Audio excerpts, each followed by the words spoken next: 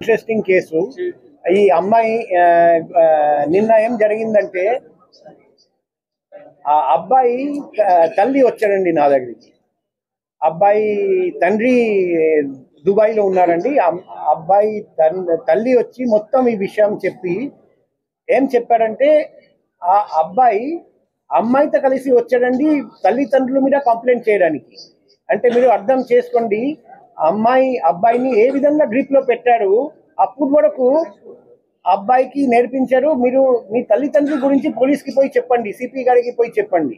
తర్వాత లోపలికి వచ్చి మాట్లాడుతూ ఉంటే స్లోగా ఆ మత్తు పదార్థం ఏదో పెట్టారు.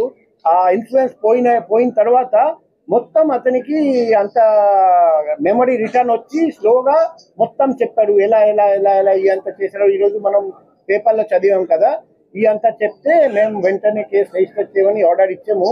తర్వాత ఈ విషయం తెలుసుకొని ఇంకొకరు విక్టిమ్ ముందుకు వచ్చాడండి కంచర్పాలెంలో. అతన్ని కూడా అదే మాదిరిగా చాలా రోజులు ఇలాగే మత్తు పదార్థాలు ఇచ్చేసి మొత్తం డబ్బు లాక్కొని ఫ్యామిలీ నుండి దూరం చేసి ఇలాగే చేశారు. ఇప్పుడు మాకు తెలుస్తుంది ఆ గ్యాంగ్లో చాలా మంది ఉన్నారు.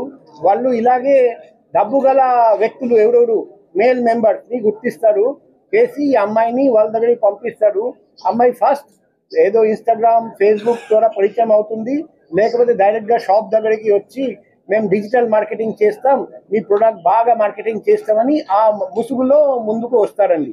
వచ్చి తర్వాత స్లోగా ప్రేమించడం, నటించడం స్టార్ట్ చేసి తర్వాత ఇంటికి తీసుకెళ్తారు.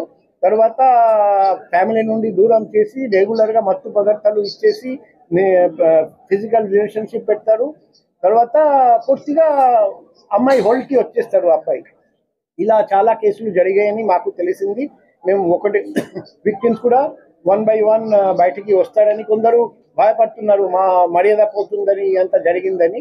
కానీ ఇద్దరు నిర్భయంగా ముందుకు వచ్చారని ఈ లేడీని మనం పట్టుకోగలిగాము. ఈ లేడీని పట్టుకోకుండా ఉంటే ఇంకా ఎంతోమంది వ్యక్తులకు ఈమె ద్వారా హాని జరిగేది. అది మేము ప్రివెంట్ చేయగలిగాము. ఇప్పుడు సర్చ్లో కూడా incriminating documents, incriminating digital evidence దొరికింది. సో ఇదంతా మేము ఇప్పుడు విచారిస్తున్నాం, FSLకి పంపిస్తాం.